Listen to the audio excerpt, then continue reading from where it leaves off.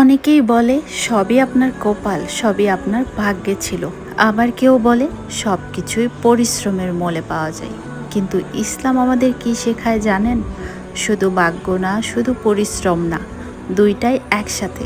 হজরত মোহাম্মদ সাল্লাল্লাহু আলাইহি সাল্লাম বলেছেন, তোমার উটকে আগে বেঁধে রাখো, তারপর আল্লাহর উপর ভরসা করো। এর মানে কি? প্রথমে চেষ্টা করো, তারপর ফল আল্লাহর হাতে ছেড়ে দাও।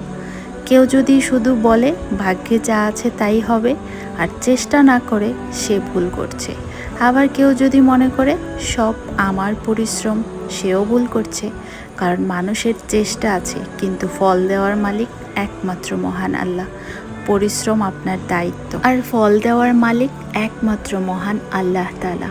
আপনি দরজা পর্যন্ত যেতে পারেন, কিন্তু দরজা খুলে দেওয়ার কাজ একমাত্র আল্লাহরই। কখনো চেষ্টা ছেড়ে দেবেন না, কারণ আপনি জানেন না আল্লাহ আপনার কোন পরিশ্রমটাকে আপনার ভাগ্য বানিয়ে আপনার কাছে পৌঁছে দিবে।